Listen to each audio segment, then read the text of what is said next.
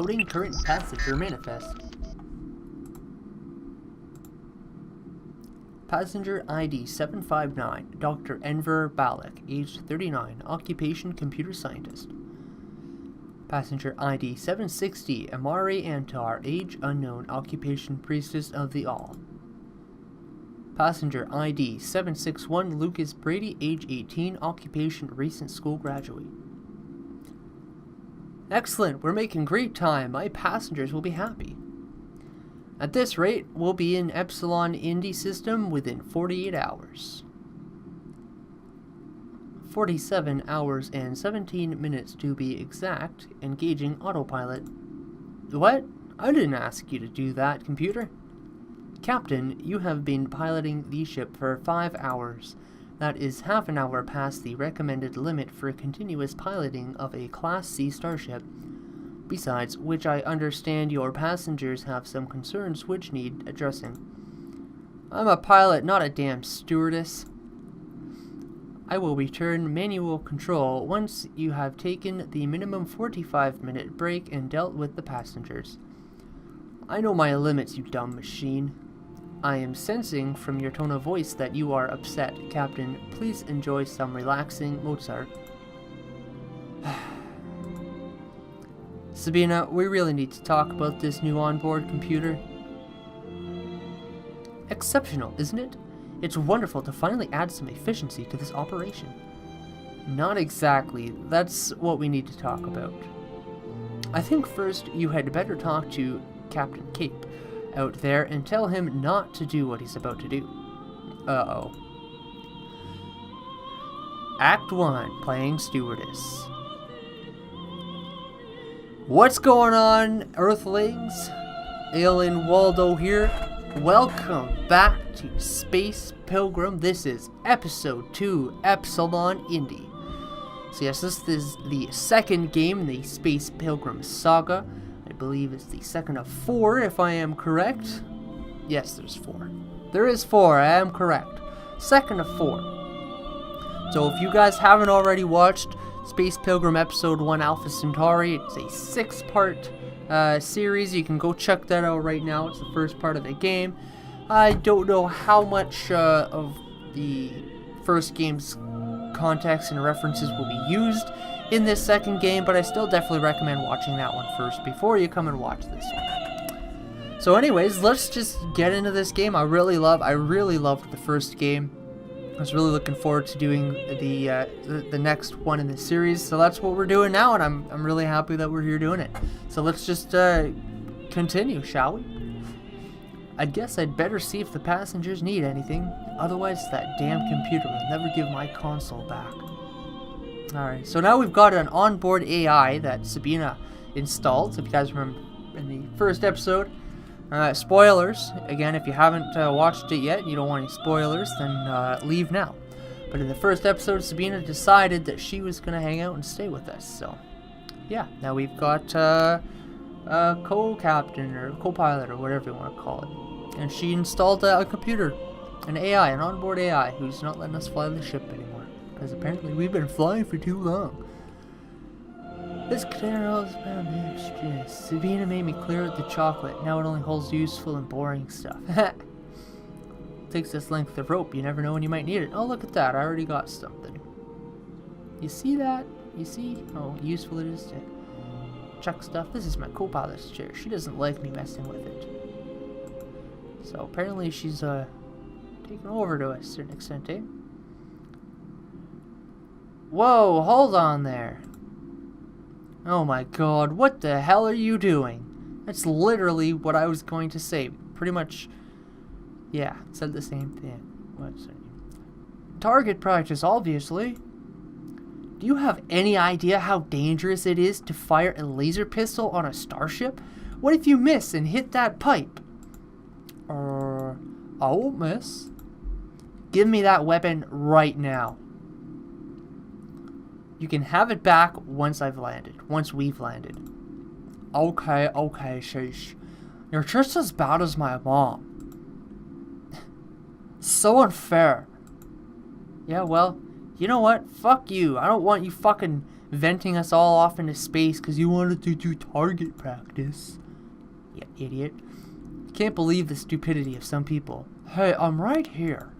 Yeah, well, it's true. Oh, gotta do a bathroom break. When you've gotta go, you've gotta go. That's what I say all the time. Much better. You gotta wash your hands. Because, you know, cleanliness is important. Alright. So let's go check out the kitchen. What's going on? Anybody in here? Ah, we've got our other friend. Let's just check and see if there's any stuff in here that we can grab for now. I wonder if my passengers have eaten their way through the supplies already. Let's see what's inside. The only thing in here is a jar of peanut butter. What's it taste like? Tasty. Okay, so it's good peanut butter then. Is there anything else I could have done? Use item. Use the rope on the fridge. Yeah, that would have been weird, eh? No, nothing. Electronic coffee grinder. There doesn't seem to be any coffee left, though. Grind something. The rope! No, okay. I'm going to need some credits for the vending machine. What do you mean? It's your vending machine. What the fuck you need credits for your vending machine for? The computer did tell me to relax. I guess I could watch the latest episode of Galactic Hospital. Oh, look, we're going to watch TV. I can't go on like this, Doctor. If you truly love me, you would whisk me away to the floating cities of Venus. There, we would make love under the ashen light, our naked bodies entwined like a whale fast in knot. Once again, I find myself caught between my oath as a doctor and my rampant sexual desires. I'm sorry, Betsy. My first love has always been medicine, and she is one sexy babe. Then I have something else I must tell you, Doctor. Remember my teenage daughter who threw herself out of an airlock after getting in deep with the Centaurian drug cartel? Of course, how could I forget that? You were her father. Good! We convinced her the day we made sweet love in this. We conceived her the day we made sweet love in the surgery while you operated on the vice chairman of the hospital. Then I have something to tell you, Nurse Betsy. Yes? The man you made love with that day was not me. He was in fact my twin brother, Dr. Pablo. I swear. I swear the writing has gotten worse since the last time I watched that show. We've certainly fallen a long way since the golden age of television at the beginning of the 21st century.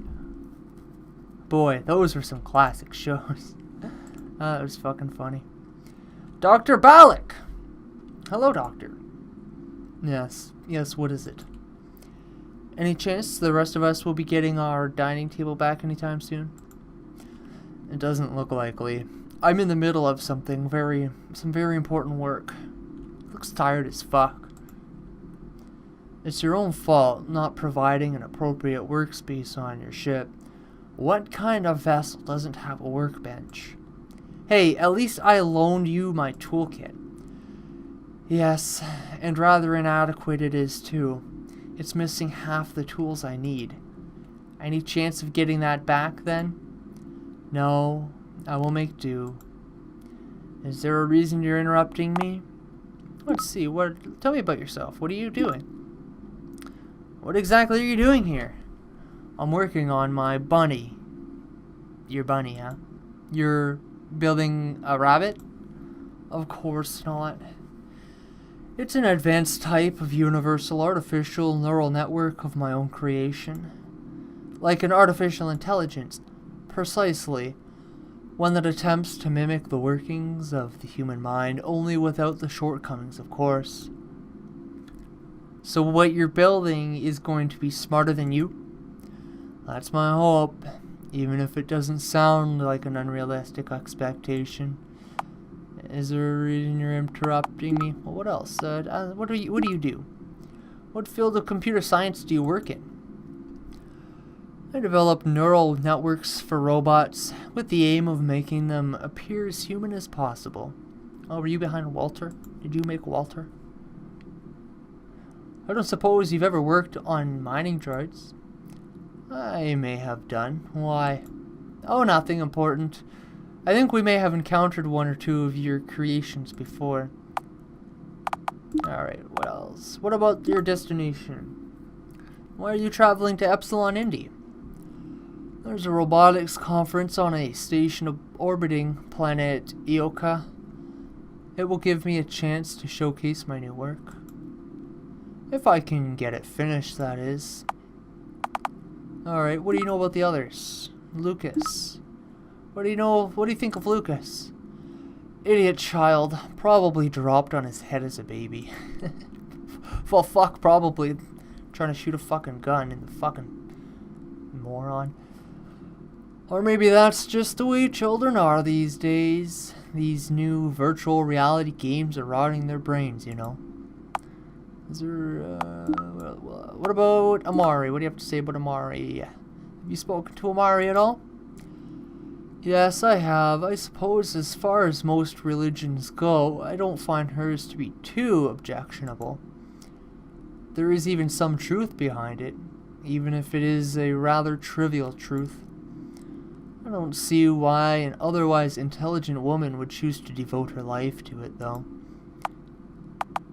And what about Sabina? Have you been talking to Sabina yet? What do you think of her? Have you met my co-pilot?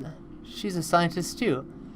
Sure, fusion science. That's rather like comparing a starship engineer to a plumber. I have found her company quite pleasant, though. She even seems to comprehend most of my work, which is quite a rare thing. Okay, well, do you need anything? Is there anything I can do for you, Doctor? Yes, you seem to be out of coffee. What? We had more than a month's supply. And now you are out. What's your point? Have you slept at all since we set out, Doctor? Of course not. I have to finish my work before we arrive. The hallucinations started to arrive this morning, but they seem to have stopped now. Incidentally, I would have liked to be warned that this ship is carrying a shipment of giant rhesus monkeys. The fuck? We are? Anyway, if you have an emergency supply of coffee somewhere, I would appreciate a cup. Now, if you'll excuse me, I must get back to my work. Alright, Doctor. I think I should probably help him get some sleep. Yeah. I don't have anything that would... Yeah, I don't have anything to give you yet, but I will return with something. Let me empty this bin for you. Oh, very well. Okay, well, let's see. Let's go into my quarters. Oh, look, it's Sabina. Oh, it's Zubar! What's up, Zubar? Yes, I agree. The ship is too crowded. That cat is growing on me. Sabina, how goes it? Sabina, I could really use your help. Apparently our passengers have some concerns that need addressing. I don't have to deal with passengers. It's in my contract. It is. It is. I should really get around to reading that thing one of these days. Was there something you needed me for? Well, it's nice weather we've been having in space. Was that meant to be funny, Gale? I guess so. If I have to ask, it means it probably wasn't. Was there something else you needed me for? Let's see, what do you have to say about Lucas? You don't seem very enamored with our youngest passenger. Doesn't that surprise you, Gale? That boy is a complete waste of space. You're lucky I haven't thrown him out of the airlock yet. That seems a bit drastic. Maybe just give him time out when he gets a bit too much. Yes, then we could send him to bed without supper. We are not babysitters, Gale. I have no idea why you agreed to take him. Because we need the credits. Of course, I could always reduce your salary. Okay, I see your point. Was there something you need me for? What about Dr. Balik? He seems to have taken a liking to you. Have you spoken much to Dr. Balik? Yes, he is a genius, that much is certain. Even if he is rather wasting his life. How so? I don't understand the purpose in making machines more like humans. Machines should be like machines. In fact, sometimes I wish that humans were more like machines. Beep boop. What is your next command, mistress? Very funny, Gale. And what about Amari? I haven't talked to her yet, so. What do you think of the priestess? I like her more than any other passenger we have had over the past 12 months. Not that that's saying a great deal. Really? I thought you hated religious types. When have I ever said such a thing? Any such thing. I find certain religions to be ignorant, that's all. There is always an exception.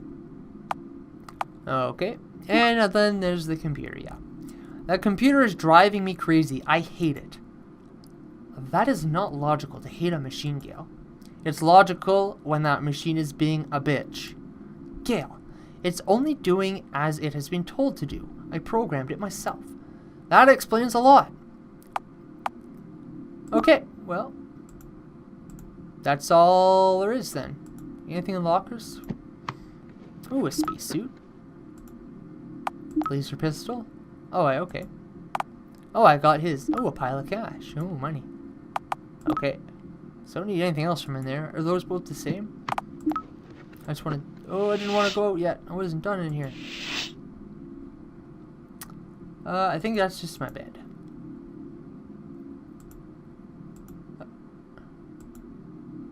Oh, it's just, they're just complaining about where they should sleep. Just don't have to worry about it. Alright, so, let's see here. There was just peanut butter, right? Who keeps their peanut butter in the fridge? I mean, I keep mine in the cupboard. Maybe you keep it in the fridge. Maybe some people like chilled peanut butter. Anything in here? I've learned my lesson about interfering with my passengers' belongings. What's in this crate? Moon buggy headlights. And this one? Super intelligent mobile vacuum cleaners. At least if these things rise against us, the galaxy will be very clean. And is there anything here? Some books about the Church of All. Looking at the long words in the titles, I think I'll pass. Okay.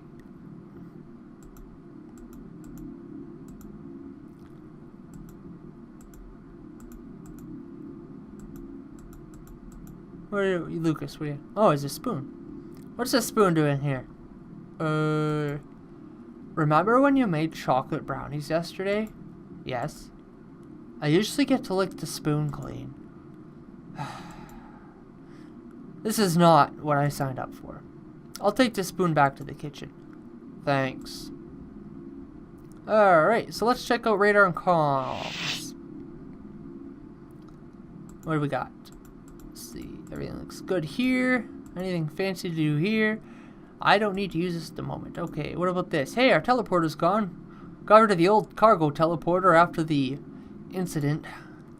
I wanted to get some heavy laser turrets for the ship, but Sabina insisted that I invest the money in an AI system. Oh, that's the AI, okay. I am sensing stress in your tone of voice. Captain, might I suggest a soothing herbal tea? No, you may not. Affirmative. Okay, so engine room. There's the priestess. What's this? Recycling bin. Sabina managed to convince me that dumping my garbage into space probably wasn't a good idea. I'll empty this bin into the recycling. Okay. Is there anything else I can, Okay. And what do we got down here? There's a crowbar on top of this crate. I bet it'll be useful at some point. I'll take it. Cool. So we got a crowbar. Unlabeled. Okay. And robotic arms. Alright, priestess. Amari, what's going on? Hello, Captain. Hello, priestess. Sister. What should I call you? Sister, I like the sound of that. I was just admiring the view. The stars are beautiful, aren't they? Did you know that the human body is almost exactly halfway in scale between an atom and a star? Atoms are to us as we are to the stars. There is certain poetry in that, isn't there? I guess so. So tell me about yourself. What's this Church of All? I have a question about the Church of All. Oh, good. Let's try and answer it. Does your church believe in God? We don't rule out the possibility of existence of deities. As for a single supreme being, the answer is yes and no. If we assume that there is a creator, then we must all be constituted from that same being. If this supreme being exists, then by definition, we are each a part of it, and all of it, at the same time, you see? Please don't tell that to Sabina. She has enough of a god complex already. Do all the priestesses of your church look like you? Do we all shave our heads? Is that the question? No, it's a personal choice. Perhaps it seems paradoxical, the one who preaches of the unity of all things beings chooses such a distinctive appearance. Perhaps, now that you mention it, our church celebrates individuality. The fact that we are all a part of one greater whole does not mean we need to be the same. Far from it, after all, a creature made up of nothing but legs would find it difficult to function, wouldn't it? Even a centipede must have eyes, a mouth, antennae. All the segments have their own role to play. What do you consider to be your role, Captain Pilgrim? Anything but the anus, please. And what brings you out to Epsilon Indi? Are you a missionary? More like your namesake, Captain, a pilgrim. The Church of All does not have missionaries as such. Our goal is not to convert people to our way of thinking. We do not strive for consensus. In fact, it is almost certainly better for the all if some choose to believe an entirely different truth. As for myself, I only want to experience as much of the all as I can while I still exist in this particular form. Alright, what do you think about the others? Lucas. What do you think of that kid Lucas? A lost one, isn't he? I fear he might be in for a rude awakening very soon. How he deals with these difficulties will determine his worth. I do sense some potential in him. Really? You must have very powerful senses indeed, then. And what about Dr. Balick? Have you spent much time with Dr. Balick? Not as much as I would like. I find his work fascinating. Manipulating the universe in order to create beings not unlike ourselves could be the greatest of our achievements. You aren't worried that these robots could someday replace us all? Worried? Of course not.